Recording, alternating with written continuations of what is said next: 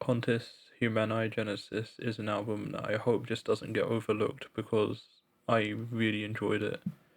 It is just a breath of fresh air in the space it is, considering that, well, no one really does what they do apart from maybe the Dread Crew of Oddwood. And you can't really compare those two bands, considering that the Dread Crew is more on that Ailstorm style of more like kind of upbeat, we're pirates, adventure, let's drink all the rum kind of stuff, while this is the complete opposite. And as I'll probably state multiple times in this review, it's a just well needed breath of fresh air. And to start things off with, that is the overall premise of this album, the concept being the beginning and end of piracy. On top of that, it throws in more questions of are they truly free? And will they leave anything behind? Will they leave a legacy? And this is just so nice to hear, considering that there is just a ton of, let's just say, Ailstorm clones.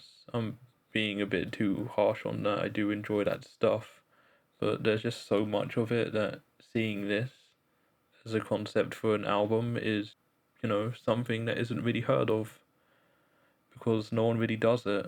And you can see that Neil Palm were a bit hesitant on kind of showing that with this album, considering that in their YouTube post saying that the album was out, they didn't really say what the album was truly about. It mentioned that the album had shanties and had a song about drinking, even though there is a song about drinking in this. It isn't the centerpiece of the album, and it just shows that, to me, Nail Palm Records are a bit hesitant with this album. They're kind of scared to show everyone what this album is, and that's a damn shame. So, with that out of the way with, how was the album? Well, as you could tell from the start, I really enjoyed it. I am so glad to see Ye Banished Privateers back. I missed their style. From the hushed singing that's in No Pain, No Pay, to the more over the top duet style that's in Elephant's Dance. There was a lot here and there's a lot in between. I'm gonna just say it now. I enjoyed all the songs on this album, it was great. It has a lot of variety for being a folk album or having to rely on electric instruments. Would to most people seem that this would get stale considering what Nail Palm do, but they throw so much in that just makes it unique. And the ambience in this album is great.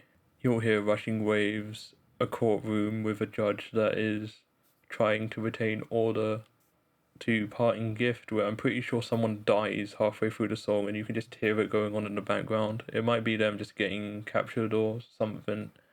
I haven't listened to the song in a while, so I can't recall it.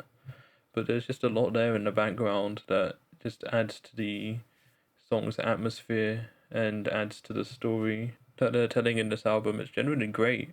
I think it's no surprise to you that I'm going to say that this is probably my favourite album so far coming out of 2020.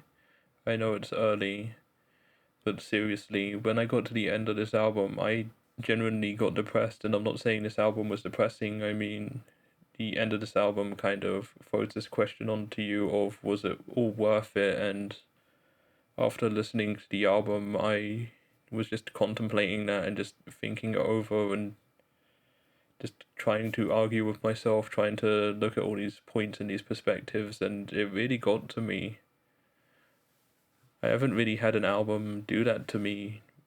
And yes, I know that what I'm saying sounds extremely pretentious, and if you don't get that from this album, do you know what, that's fine. I don't think it's for everyone. I think people might find this album quite slow. The latter half of this album is extremely slow, filled with songs like Death of Bellows towards the end, which is a 6 minute slow song that just feels like it doesn't end. And as much as I was cool with that on my first listen, it's a bit much.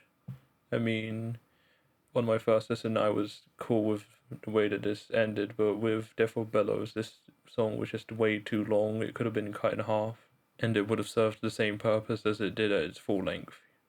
And that's really the only main problem I have with this album. Apart from that, it's fantastic. It's well worth a listen.